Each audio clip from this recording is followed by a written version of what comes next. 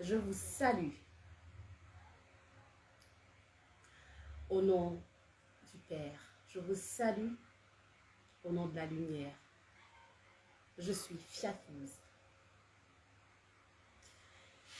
Ce direct n'est pas un direct pour vendre mes produits, mais c'est un direct qui va nous permettre d'échanger, d'apporter juste une petite lumière dans le cœur de tout un chacun.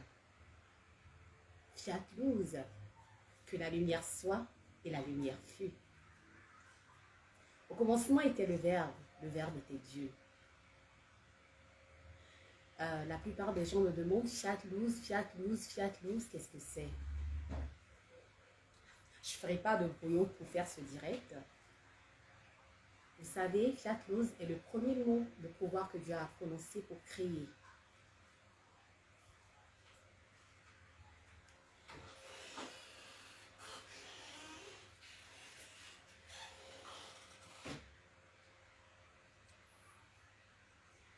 Beaucoup de personnes ont voulu que je fasse une vidéo durant la période de Saint-Valentin pour parler de l'amour.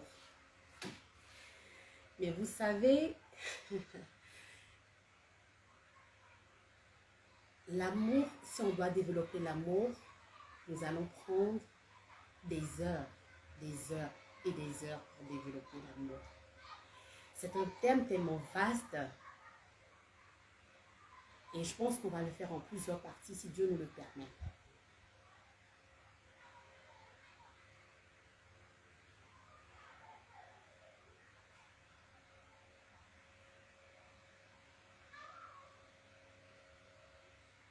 Seigneur mon Dieu, je t'appelle en ce lieu. Esprit et force de lumière, je vous invoque afin que vous puissiez m'assister de ce direct. Afin que le message que je vais véhiculer, que ce message soit transmis par l'Esprit Saint.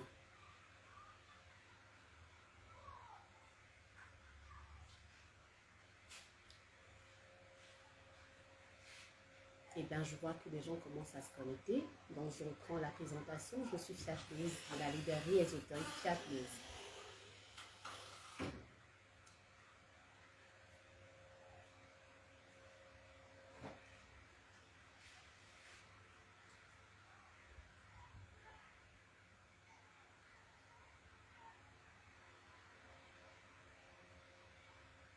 Je patiente un peu, quelques minutes quand même, pour permettre aux gens de se connecter davantage. Vous savez, ce direct, c'est des échanges. Hein. Ça sera des échanges. Vous pouvez poser des questions. Éventuellement, vous pouvez interagir. Vous pouvez me proposer des thèmes qu'on pourra développer dans les prochaines séances.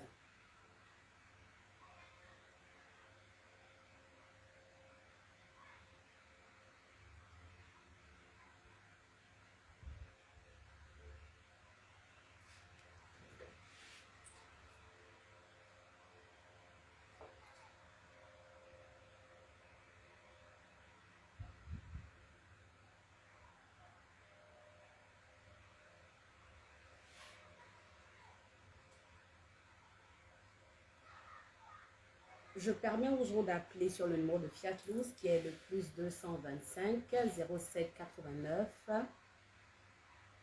46 37 46.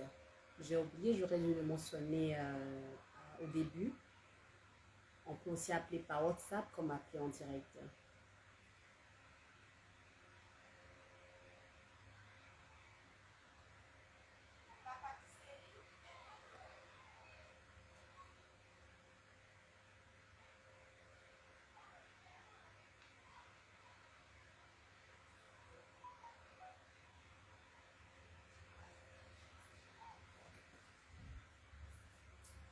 Vous savez, l'amour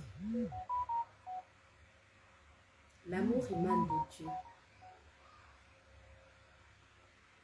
L'amour est ton Dieu. S'il y avait plus d'amour dans ce monde, il n'y aurait pas de guerre. Il y aurait la paix. Aujourd'hui, ce monde est tellement devenu matériel que l'amour n'a plus sa place essentielle dans notre vie et dans notre cœur. Les relations amicales, sentimentales sont basées sur les intérêts, sont basées sur l'argent, sont basées sur des échanges. J'aime telle personne parce qu'il peut m'apporter ça. Je suis amie à telle personne parce qu'il peut me permettre d'avoir tel marché. Et la place de l'amour est où dans tout ça? Il est essentiel qu'on rentre en nous-mêmes. On rentre au plus profond de notre être. Qu'on dispose notre cœur à l'amour. Je reçois des gens qui me disent « J'aime, mais on ne m'aime pas. Je donne, mais je ne reçois rien. Je suis toujours blessée. » Vous savez, il faut toujours donner. Et il faut continuer de donner. L'excès d'amour, ça ne tue pas. C'est comme une sauce remplie de viande.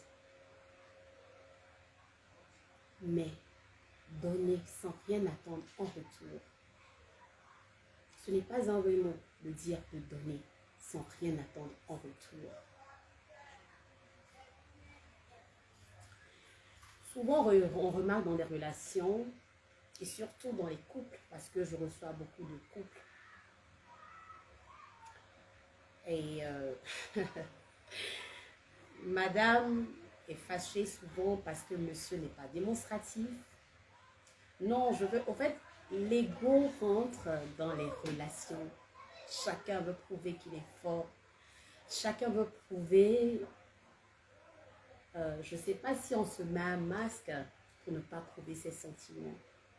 Alors que c'est tellement beau d'aimer. C'est tellement beau de donner et de ne rien attendre.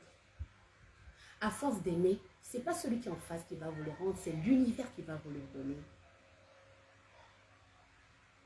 Un cœur rempli de haine, je ne dirais même pas de haine parce qu'on va revenir sur ce thème une autre fois. Le contraire de l'amour, ce n'est pas la haine, mais c'est la peur. Je vais en revenir dans une autre séance. Parce qu'en fait, on se dit, le contraire de l'amour, c'est la haine. Non, ce n'est pas la haine, c'est la peur.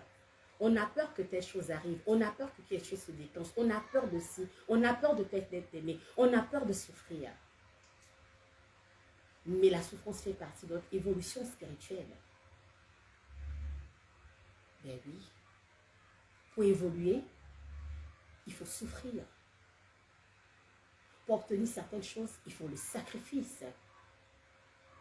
Toute relation amoureuse ou sentimentale, amicale, est basée, bon, je ne vais pas rentrer dans les cours de Kabbale ou de quoi que ce soit, mais je veux dire pour le commun des mortels. Regardez, lorsqu'on prend la naissance d'un bébé, on plante la graine. Bon, on ne dira pas la graine, le fœtus et tout ça. Je vais passer à des étapes plus intéressantes. L'embryon dans le ventre, ensuite l'enfant naît, il est bébé, ensuite il devient un enfant, ensuite il devient un adolescent, il devient adulte. Ce sont les mêmes étapes dans les relations amoureuses. On plante quelque chose, on plante une graine, il faut l'arroser. Il faut l'arroser. Et à force de l'arroser, elle devient comme une plante. Elle germe, elle fleurit, elle donne des fruits. Ça ne veut pas dire qu'il n'y a pas des épreuves. Dans toute chose, il y a des épreuves. Dans la vie de tous les jours, on n'obtient rien gratuitement et facilement. C'est pareil que pour l'amour. Mais si je compare aussi l'amour encore à une maison qu'on veut bâtir, il faut le fondement. Le fondement, pour construire une maison, pour bâtir une maison, vous avez ce fondement, vous bâtissez votre maison. Mais le fondement en amour, c'est quoi? Il faut créer la complicité. Il faut être complémentaire. Il faut pouvoir s'écouter. Il faut communiquer. C'est ce qui manque beaucoup dans nos relations. La plupart des problèmes des couples aujourd'hui, c'est basé sur le manque de communication. sur l'intolérance et sur l'ego mal démesuré. Chacun dit c'est moi, j'ai raison, c'est moi. Mais non, le fiasco sera clair. On ne prend pas le temps d'écouter l'autre. On ne prend pas le temps de se parler. Les téléphones et les antiques ont tout gâté. Monsieur est dans le lit d'un côté avec son téléphone en train de chatter.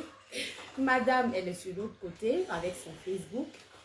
Et souvent, même ce qui est désastreux, c'est que les enfants aussi sont sur leur téléphone en train de jouer des jeux vidéo. Il faudrait qu'on se ressaisisse, qu'on revienne à la raison. Il n'y a plus de communication dans les couples. Et comment vous voulez vous entendre? Vous n'avez même plus, c'est-à-dire même les projets là, échanger, bâtir, penser à demain, vous n'avez même pas le temps de parler. Mais ça ne peut pas aller. Je vous exhorte à revoir vos vies de famille. Nul n'est parfait, je ne suis pas parfaite, je ne suis pas sainte. Mais je pense qu'il faut revoir certaines choses dans nos couples. C'est très important. Je ne dirais pas que les téléphonies, la nouvelle technologie nous amène à perdre certaines valeurs qui sont vraiment importantes. Aujourd'hui, je vais vous raconter une petite histoire et je pense que ça va vous plaire. J'ai dit à une dame qui est venue me voir parce que je joue aussi le rôle de coaching et je lui ai dit, tu sais, instaure la communication dans ton couple. Il ne faut jamais dormir sur des quiproquos, sur de la colère, sur une mésentente. Parce que ça crée de la gangrène dans les sentiments et dans l'amour. Lorsqu'il y a un problème, le soir avant de dormir, tu dis à ta moitié, bébé, il faut qu'on parle. Essayez d'aplanir. Il ne faut pas reporter à demain ce que tu peux faire aujourd'hui. Il faut pouvoir parler. Et faire ta brase et arrêter. C'est très important. Elle me dit, ah non, il a tort, il m'a blessé, vous savez. Si on doit regarder les blessures, on ne va jamais avancer. Et les blessures, là, seul Dieu peut nous aider à les penser quand on a la volonté de pouvoir les penser. Le passé, il reste le passé. Le passé, il reste le passé. Il est vrai que d'autres me disent souvent, madame, on ne peut pas pardonner, c'est dur, j'ai été blessée, tout le monde a été blessé. Mais vous savez, seul Dieu nous aide quand on demande à Dieu, Seigneur mon Dieu, aide-moi à pouvoir cicatriser. Ça n'arrive pas comme ça, par baguette magique, non. Ça prendra le temps. Mais avec la foi, la persévérance et le travail, on y arrive. Avec la foi, la persévérance et le travail, on y arrive. Apprenez à ne pas dormir sur la colère. Apprenez à ne pas médire. Apprenez à ne pas vous faire des illusions dans vos relations. Apprenez à voir la vie autrement.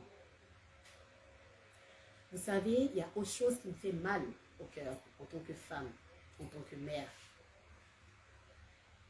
Aujourd'hui, les relations amoureuses. Je vais parler comme en bonne ivoirienne. Jean, j'ai mon gars. C'est comme ça on dit. Excusez-moi hein, pour le français que je vais employer. C'est pour permettre à tout le monde de me comprendre.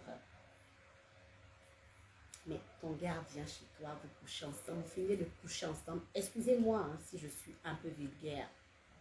C'est pour permettre aux jeunes gens de me comprendre. Et après, vous exigez qu'on vous paye. Est-ce de l'amour? J'ai même entendu des femmes âgées, des femmes de mon âge et des femmes d'un certain niveau social qui réclament être payées après une relation sexuelle. Vous savez, libre à chacun d'interpréter l'acte sexuel. Parce que l'acte sexuel, l'énergie qui en découle, l'énergie sexuelle est l'énergie la plus puissante au monde. Et si elle doit être vilipendée de la sorte, c'est vraiment dommage. Vous n'avez pas idée de tout ce qu'on peut faire avec cette énergie